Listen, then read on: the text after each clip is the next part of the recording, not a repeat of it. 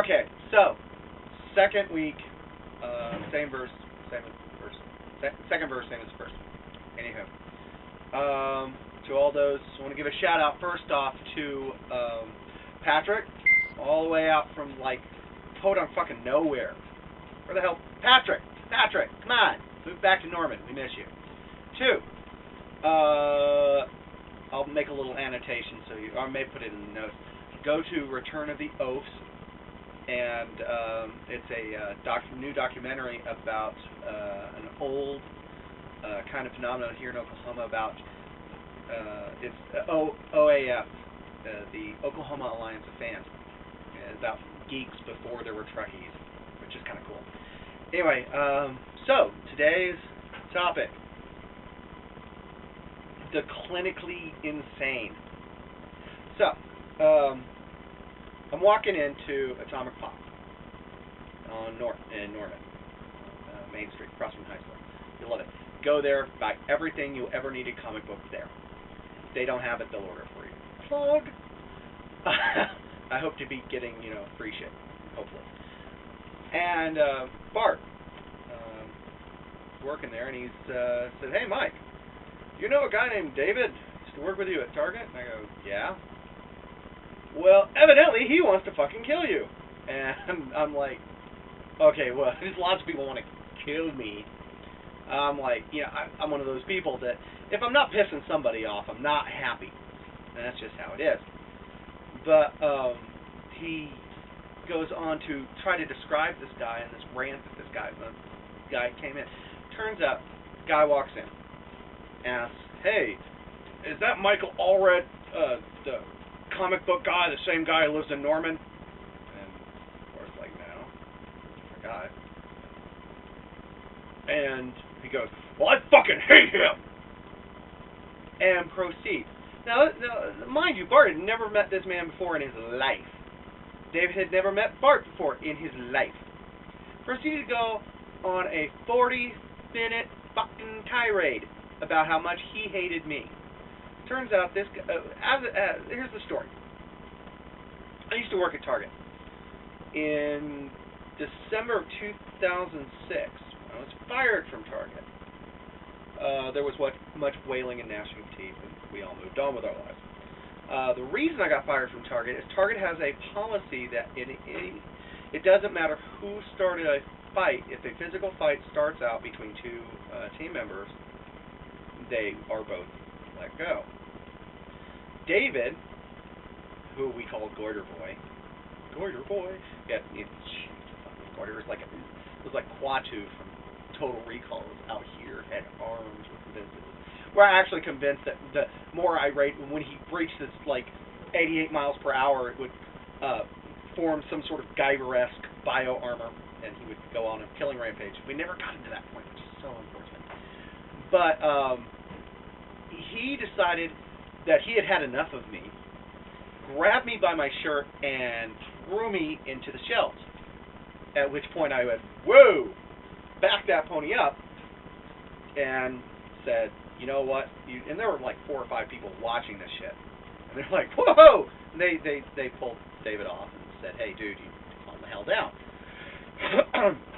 I go, report it, and get on with my life the rest of the night. And file my little report. And we get fired. Now, evidently in the intervening 2 years, it's going on almost 2 fucking years, his life has gone down the fucking drain. And mostly because he's a douche nozzle, and that's all there is to it. But he's convinced that he was on the fast track to the top of the ziggurat, lickety-split. And I, being the nefarious little Jew that I am, ruined it for him. Just flat out ruined it. And caused his life to go into a never-ending spiral of pain and misery. And consequently, he wants me dead.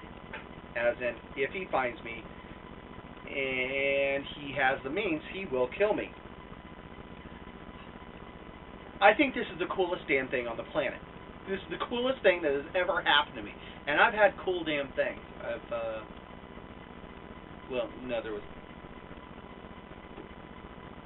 Okay, nothing cool has ever happened to me. But If cool things had ever happened to me, this would just jump to the top.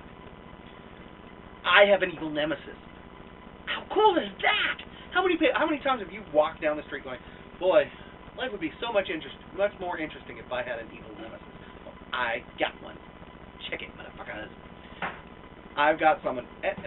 Don't get me wrong. I'm not throwing hubris into this pile. I'm not suggesting that he is any Lex Luthor type of evil nemesis, arch enemy.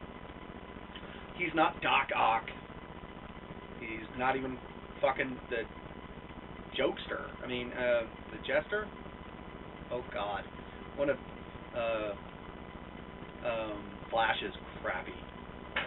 Oh, what did was it? Golden Glider, I think, is what Craig brought up. Yeah, not even as cool as that. But you have baby steps. You have baby steps. First, even Spider-Man had to start out with Flash Thompson. Come on. So yeah. So I'm going to parlay this into something a little better, I think. See if I can get him to make his first move and then defeat him. Well, of course, he'll have to defeat me the first time. It's like, oh, no, David, you let me down. And then spring back up and beat him. And then the cops come and it's like, oh, you saved us, and then they'll parlay that into, superhero dump. Or a movie career. One or the other. But I'm working it. It's a work in progress. But I now officially have the criminally insane looking after me. Which I would like to parlay into another rant about Palin. Honestly, people, get over it. It's over.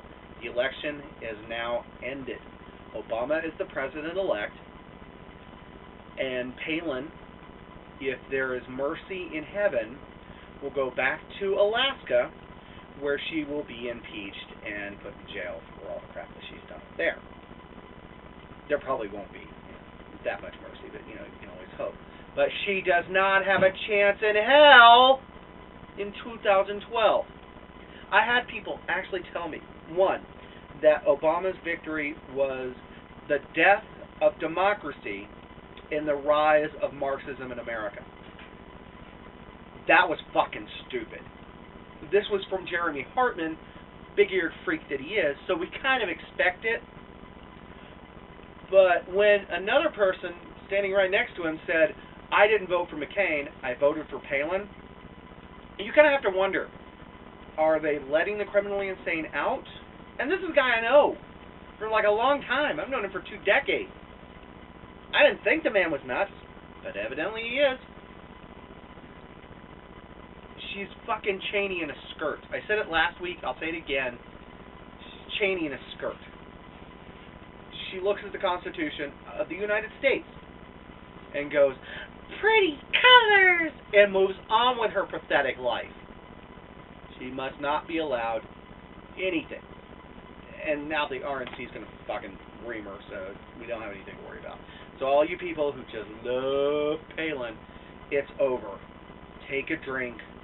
If you need to, do a couple of shots of vodka, and we'll move on with our lives. Yay, verily, yay. And that's it. Nothing really else. I'll see you next week. To everybody who, strangely enough, gave this 4 or 5 stars, I love you. I'm not entirely sure what it means in the grand scheme of YouTube-dom, but it means something. It means something to me. You've made it you happy, and that's the buzzer telling me that I have to go. So, adios, bye-bye, out.